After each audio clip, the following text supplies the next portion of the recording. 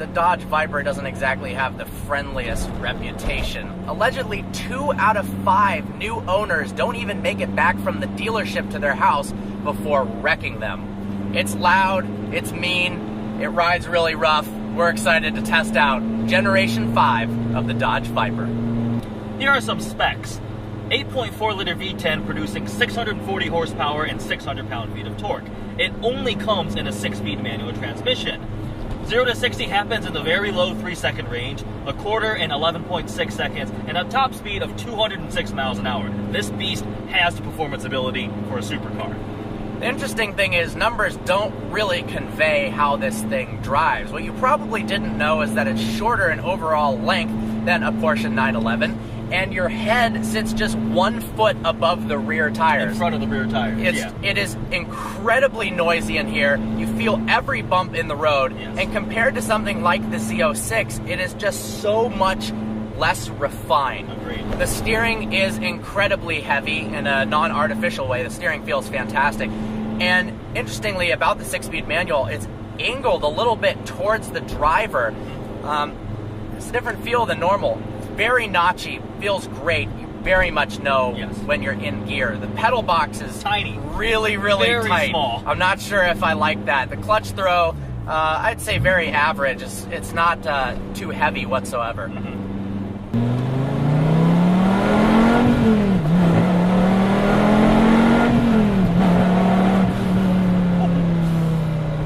Brutal is definitely the word I would use to describe this car. It's not easy to drive whatsoever. Too much gas in first gear, spins the tires. I do love that when you get close to redline, an image of a red Viper appears and takes up the entire tachometer screen to tell you when to shift. But once you're rolling at above 40 miles an hour or so, first gear is incredibly tall. You're pretty good with traction, more so than I would have actually imagined. Now, the interesting thing is, all of the Vipers have the same engine. So the Viper ACR, something that is slaying track records, faster around a couple of tracks than a Porsche 918 Spider, which is way more expensive. I mean, almost 10 times as much money, with the same power plant as this. That's impressive. It's amazing what SRT Dodge has done with the Viper. Traditionally, it's never had electronic aids, but it's always been a brilliant performer. The previous gen ACR held lap records at Laguna Seca, huge tracks like that. This one, they had to put in electronic stability control and ABS. It was a government-mandated thing for vehicles newer than 2012. It's in there. There are four different driving modes. You can change them depending on your comfort level with the car, but it's still a very analog supercar. It doesn't have the crazy electronic suspension aids and everything like that, but it still just will slay most supercars or hypercars around the track. It's amazing. I mean, it definitely is more refined than the previous generations, and I'm sure there's some hardcore Gen 1 guys that go, I can't believe they had to put traction control in it, it's sacrilegious. I'm happy that it has it. I mean, this car can get plenty sideways. You can turn the damn thing off if you want to. And then, you know, you don't wreck your brand new car. You still have to be very careful. It's a high horsepower. It has not been tamed. It is still gnarly and scary. Absolutely. And thankfully, it's got rear tires that are as large as those on a Bugatti Veyron. So at least there's somewhat of enough meat to put down all this power. Looks-wise, the new Generation 5 Viper is way more beautiful and aggressive than any of the previous Vipers. It has looks to compete with the new Z06, which is an absolutely stunning car.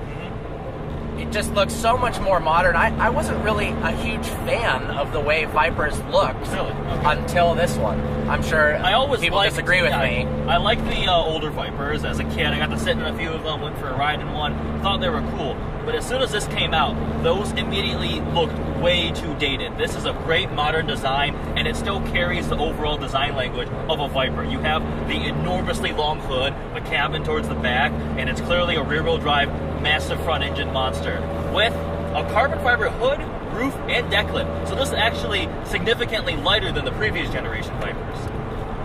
When it was released, Dodge had difficulty selling the car, so they had to cut the prices by $15,000.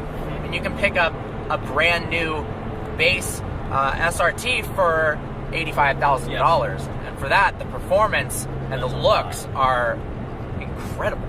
But where it loses out is the interior and the refinement. Absolutely. Part of the reason why Dodge cut the price tag was because they just weren't able to sell that many of them. And partially after sitting in this car and driving it, I think it's because this interior, even though they've made improvements, is nowhere as refined as the Z06. I mean, I would argue, obviously, another component of that is no availability of an automatic transmission. Very true. The fact is, these companies are making automatics, one, because in general they can perform faster around the track, although the ACR said F you and was able to set lap records with a 6-speed manual transmission. But it means there's a lot less buyers in the United States that can buy the car because people don't know how to drive manual. Whenever we comment manual versus automatic, people are going to hate, yes. But look at the numbers. The numbers don't lie. There's a reason why Lamborghini stopped offering manuals, because there was like 2% of Lamborghini Gallardo buyers opted for a manual. There's like single digits of manual LP560s in America because companies, one, it costs more to test both a manual and automatic, but the fact is people are going to autos and dual clutches. So this is still kind of has a foot in the past with the only manual option, but it also fits this type of vehicle. Yeah, that being said, I would never buy the Z06 or this car, obviously it's not available, in an automatic. Yeah. I don't really like the new transmission in the Z06. The manual is much better, and this just suits the car, absolutely. Yeah. But if they wanted to sell more of them, obviously going for an automatic would help them out. They tout the fact that there's this fancy Swedish and Italian leather where the cows are massaged daily, so it's a really high quality skin, and the seats are from the same supplier that supplies seats for Ferrari. But while it is significantly better than the previous generation, that's not a benchmark, that's not an excuse. That's not an excuse, because compared to newer stuff now, it's nowhere near as good. I'm sure it has the quality in terms of the leather. I don't agree with the plastic everywhere. Yeah. But the problem is, if you don't have great designers who can make a beautiful looking interior, then it doesn't matter how much the cows were massaged. I just don't like the way it looks at all. It does not have the tech features that a Z06 has. I prefer the Z06 interior much more. And for a car that costs about the same and performs about the same, the interior packaging of that car is way better. The Z06, more legroom, more headroom, you don't feel as cramped, you can actually see out of the vehicle, and there's a hell of a lot more storage space in the back. Yeah, so here's the thing. You could definitely daily drive the Z06. I don't think you could daily drive this car. I would agree. That being said, I've found this to be more exciting to drive than the Z06. It is. It's louder. It's a more raw vehicle. The Z06 is almost a little too isolated. It's from the factory. It's not as loud. It is much more refined, partly because of the magnetic ride shock. So it is not as engaged driver experience, which is probably what people who buy a Viper want. Yeah, and I mean, I'm sure Dodge and Chevy know their buyers. Yes. A Viper guy is not going to switch over and go buy a Z06. They're just not. So potentially, if you want something that can be driven all the time and still be a supercar, then yeah, go get the Z06. If you want something that's a track weapon, you understand this car's limitations, then the Viper could be the way to go. Yep.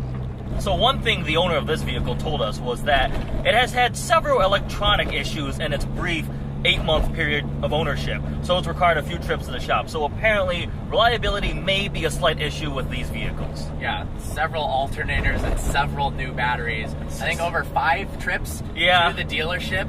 So, I mean, Chrysler has a reputation where their vehicles might not be the most reliable, and from seeing all of his posts and stuff about it, the Viper falls into that category. As a recap, here's 3 things we love and 3 things we hate about the Viper. First up, the exterior is stunning. It looks incredibly aggressive, and compared to the last generations, it just blows them out of the water. It looks like a race car that just kind of ended up on the street by accident. Performance-wise, it's got incredible performance for the money. 640 horsepower V10, a 6-speed manual, and yeah, in the upper trims, and even in this GTS form, it's lapping tracks faster than cars that are 5-10 times the price. And it really kind of eliminates the notion that American cars can't go around a turn. That's very true. When the ACR is faster than a 918, yeah, it can go around a turn. Lastly, the way it feels is unlike any other car out there right now. It's extremely raw, you're connected to every single moment of driving, and you'll never be bored in this vehicle. Absolutely. I mean, it's so raw. You feel every bump. Naturally aspirated power, rear-wheel drive, 6-speed Shit manual. to yourself. Great. That's a hell of a combo. Yeah. Things we don't like about it. Like we just said, reliability. People have had some issues. Yeah. Can't say that that's not a bit of a turnoff with buying this car. Exactly. Second off, the interior sucks. They've made great improvements to it, but the material quality is all right. The design sucks. There's no space. You can barely see out of anything. It's just not as good of an interior as something like the Z06.